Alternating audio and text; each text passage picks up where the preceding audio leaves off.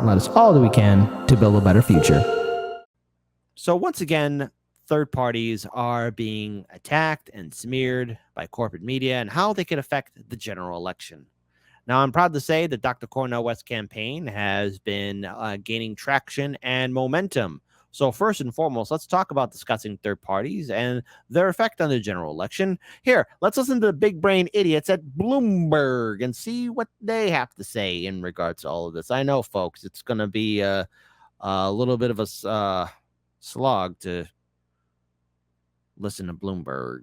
About these third-party candidates and this group No Labels. Larry Hogan was asked about this over the weekend on CNN. He says he doesn't plan to run in a third-party bid, but he would be considered choice C. Are they picking up any momentum? Do they have anywhere to play next year? I think the key thing to remember about third-party candidates in U.S. presidential elections is that they often poll better than they end up performing. So whoever No Labels ends up running might look better on paper than they have in practice. And now the thing is, again, polling numbers do show that third parties are doing good.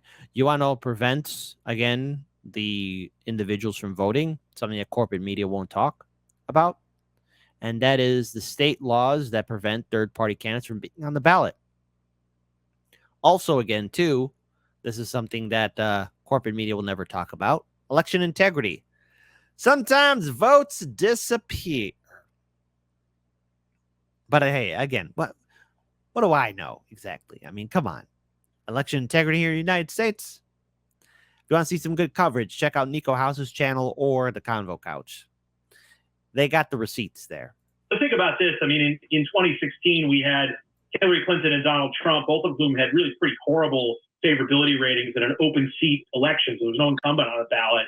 And at the end of the day, the total third-party vote was just 6% of the whole electorate. So 94% of the voters picked either Trump or Clinton. It was only 2% in 2020. By the way, again, look, let's really call this out and speak the truth about what happened to third parties, and that is corporate media refused, and again, refuses to cover third parties, give them proper coverage, which in turn impacts corporate third parties from being seen by individual Americans, which is why I'm glad more and more that social media is playing a role here. And I do encourage the Greens, the Libertarians, and yes, anyone else who's independent or a part of smaller parties to do everything they can to be on the debate stage, to be in the conversation, to reach out to social media, to make sure that their presence is seen. Look, Greens, Libertarians, I understand it. You want to be on the main stage, but you got to get on the bigger platforms on social media. You have to have a social media presence to where people are talking about you, not only on social media, but in real life. What impacts third parties is the lack of coverage by the media, because many Americans aren't aware that there is another choice that they can have.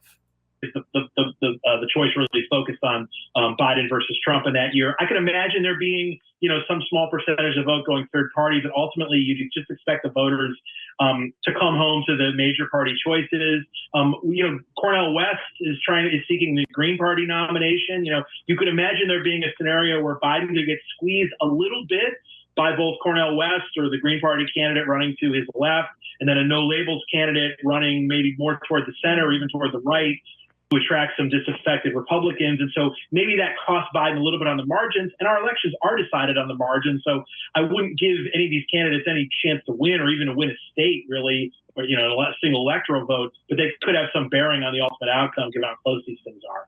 Not just on the margins, according to you in your report, just 4 states potentially going to decide what happens next November. Kyle Kondak, thank you so much for joining us. Now, look, again, we have to remember that third parties need, again, to have a presence. But what I would like to see from third parties, what I would like to see them in regards as an organization, as a political movement, I would like to see what they're going to do after the election. That's what I want to see happen. And I think that's the big win.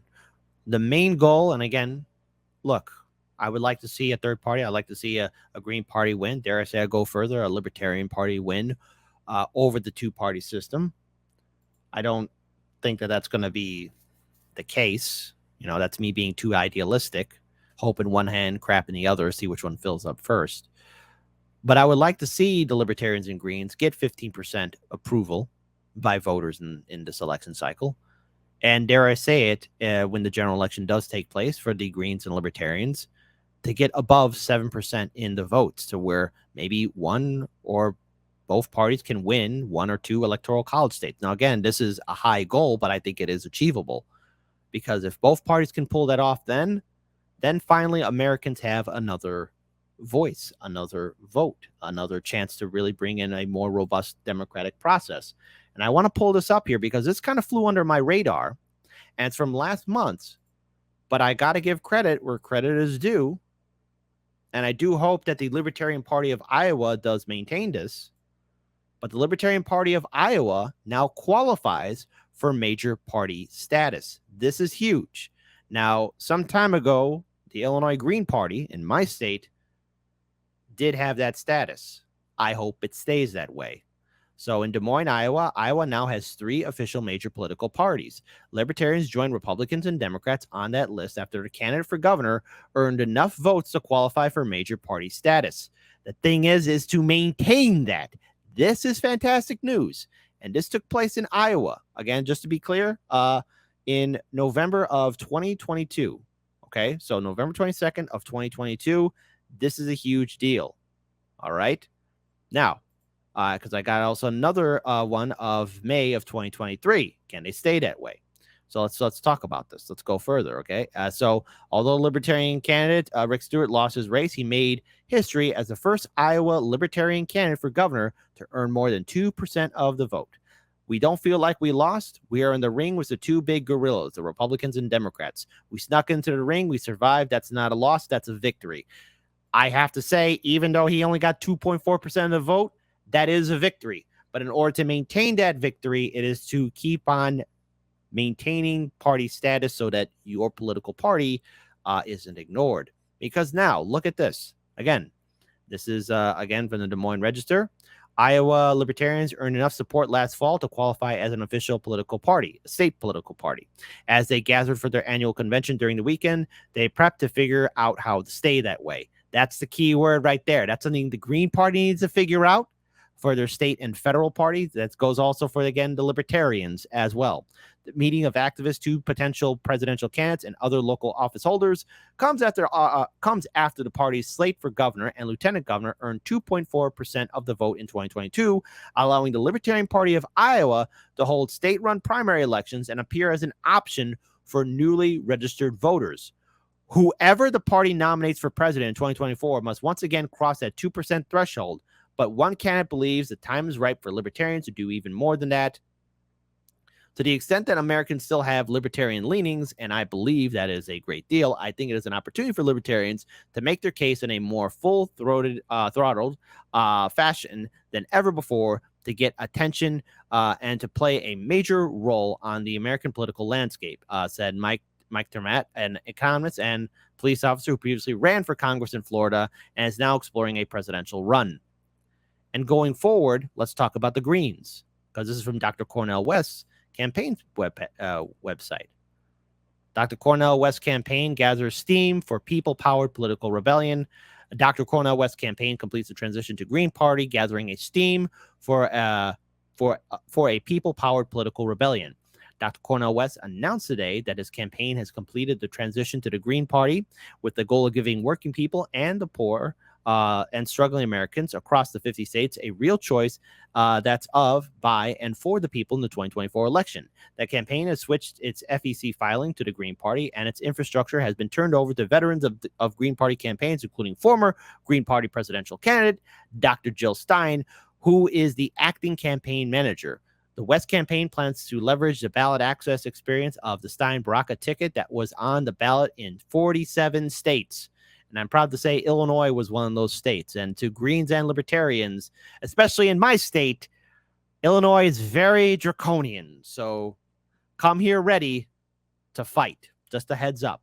That campaign seeks to unite social movements, independents, labor groups, and non-corporate political parties that are free from the stranglehold of billionaires, bankers, and party bosses. Volunteers and donations are already pouring into the campaign, signs of widespread voter rebellion against a 2-party duopoly that could reach unprecedented heights. Now, again, because we talked about this on Revolutionary Blackout Network last night, when we look at the movement of third parties and what can be achieved, I think what can be achieved this election cycle, and this is a message that libertarians and Greens are going to really have to focus on, and other political parties are going to have to focus on, and that is getting enough voter attention, media attention, and actually the true win is to be acknowledged as another political entity.